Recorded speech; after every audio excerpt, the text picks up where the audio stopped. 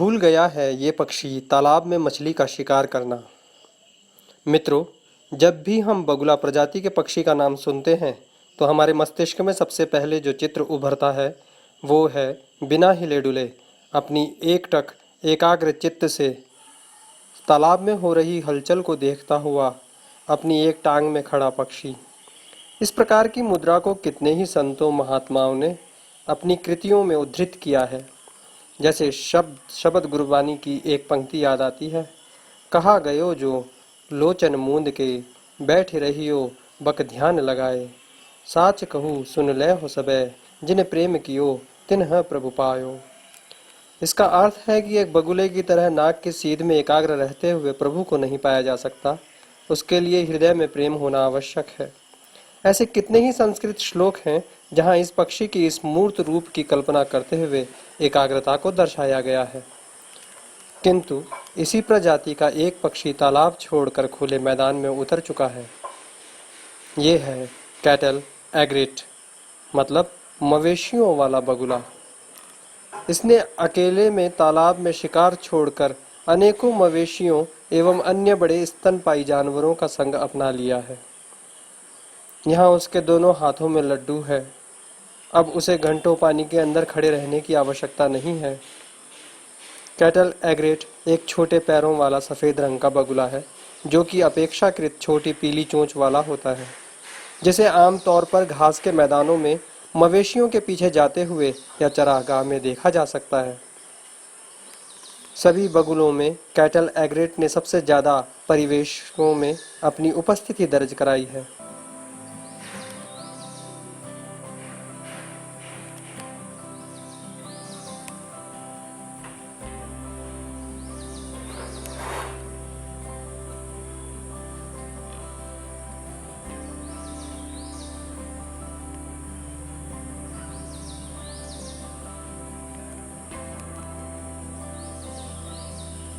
सभी बगुलों में कैटल एग्रेट ने सबसे ज़्यादा परिवेशों में अपनी उपस्थिति दर्ज कराई है। दुनिया के कई कोनों में यह पक्षी पहुंच चुका है। कई द्वीपों में विशाल समुद्र को पार करने में और समुद्र में पानी के जहाज़ों द्वारा इस पक्षी को देखा गया है।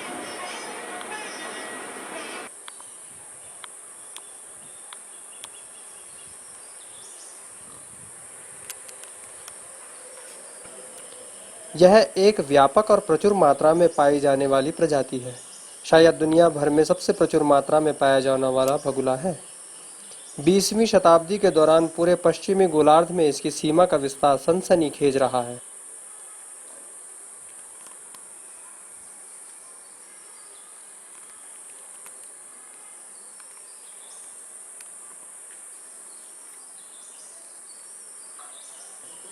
कैटल एग्रेट में रेंज परिवर्तन पिछली शताब्दी की अधिक पेचीदा बगुला कहानियों में से एक है, जिसके उदाहरण हैं फ्रेंची मोंट 1986 ए, आर्डेंट 1988, टेलफेयर 1994, मैडॉक और गेयरिंग 1994 की रिपोर्ट में।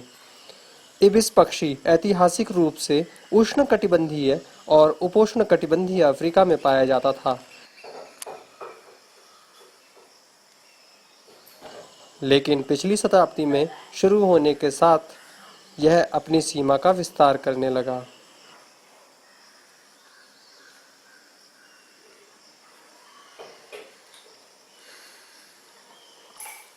यह 1877 से 92 में दक्षिण अमेरिका पहुंचा।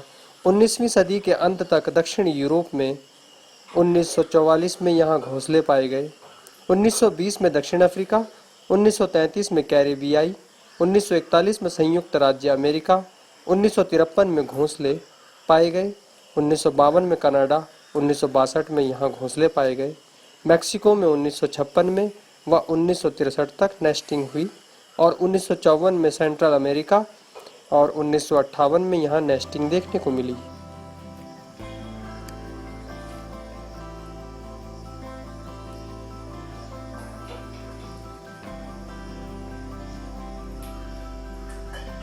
यह अभियान 1949 में हवाई में शुरू किया गया था।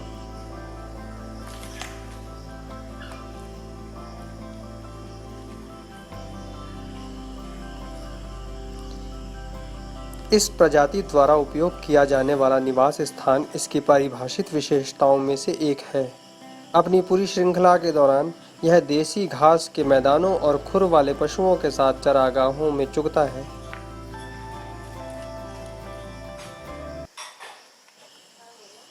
इबिस पक्षी की उत्पत्ति के क्षेत्र में यह सवाना और मैदानी इलाकों में खुली घास में रहता है, जो वार्षिक बाढ़ और धीमी गति से सूखता है और स्थानीय चरने वाले स्तनधारियों के साथ संबद्ध है।